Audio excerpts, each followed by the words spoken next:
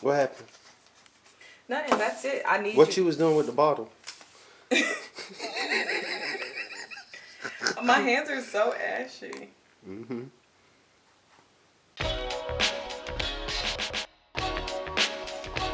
Oh, please don't spill this. Please, please, please. Don't. Oh, don't record that. Mm-hmm. No, don't record that. Don't record that. Cool, how hot you got this water. That lady had warm, freaking water. She had warm water. No, she said boil your water. Okay. Welcome on back, ladies. It's your favorite around the way girl, naturally Candace. And today I'm back with the volume 3 of my hair rehab series, the tea rinse. To do your own tea rinse at home, you'll need an applicator bottle, a measuring cup, and of course, some tea. The first thing you'll need to do is just to boil some water. I used a basic black tea and my bag called for 8 ounces of water. Once you boil your water, you want to transfer it into a measuring cup so you can make sure that you have 8 ounces before adding your tea bag. It's totally up to you if you want to use a black tea or a green tea or chamomile tea. You just want to make sure that the tea that you use does have caffeine in it. So there's a hormone called DHT that shrinks your hair follicles, and once your hair follicles have shrunken, that's what causes excessive shedding. Caffeine has the ability to counteract the effects of DHT.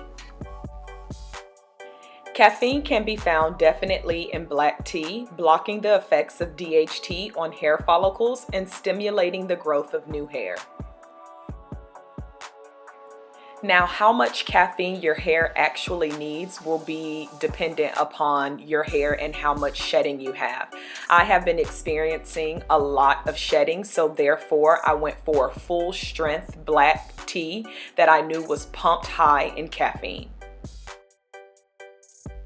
So I let my tea bag sit in the water for about 45 minutes before transferring it to the applicator bottle. After I put it in the applicator bottle, I let the tea sit for about an hour or so just to cool down before I applied it to my scalp. And this is what the tea looks like once I let it cool down, so now it's time to apply. I'm going to be applying my tea rinse to freshly washed hair. I pre-pooed and then just washed my hair. I don't have any conditioner or any kind of products in my hair.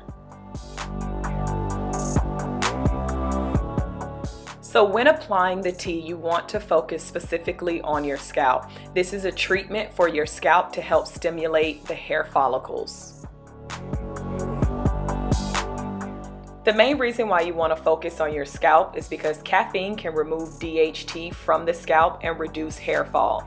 Not only does it help reduce in shedding, but it also provides softness to your hair, volume, and shine.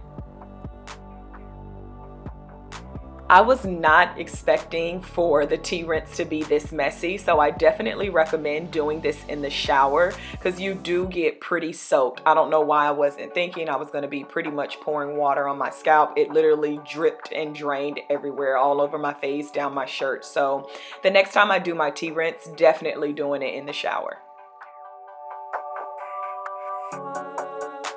You want to apply the tea rinse to your scalp and let it sit for about 45 minutes. So I applied the tea all over my head and then I applied it into the smaller sections. If you've watched my previous videos, you know that I've been struggling on my sides with severe shedding and breakage and thinning. So I made note to apply the tea directly to my struggle sides and massage that section in. So once I apply the tea rinse all over my head, I start to work in the smaller sections. I reapply the tea rinse to that section of hair before applying the detangler of my choice, and then I work that product in and gently finger detangle my hair.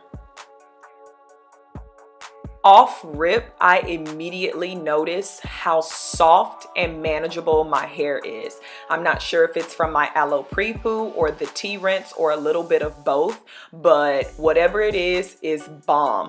When I applied the detangler, it literally took me maybe 2 minutes to detangle that section of hair, and that never happens for me. And I was really skeptical about trying this tea rinse. And once I did it, I wasn't sure if it was like a mental thing or if this shit was really working the first week. If you go back to volume 1 of my hair series, you will see that on wash day, I was really struggling, losing like golf ball size amounts of hair.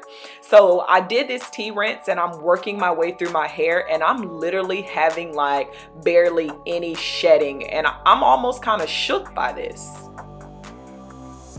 My plan is to do this tea rinse for at least 3 months every week very consistently. Of course, I'm going to record it and share it with you guys because I want to be able to see the healthy benefits of the tea rinse starting from week 1 to 3 months from now. Now, there is a downside to the tea rinse. The tea rinse does strip your hair of moisture, so it can be excessively drying to your hair. So you want to leave it on for 45 minutes, maybe an hour at the most, rinse it out, and follow it up with the deep conditioner of your choice. I want you guys to really get into the fact that I am finger detangling my hair. I can never finger detangle my hair. I always have to use a brush or a comb of some sort because my hair is just so dry and hard to work through. I get so frustrated whenever I finger detangle. So the fact that my hair is so soft and able for me to manage and really finger detangle and not rake and rip through it, I am like so happy about this.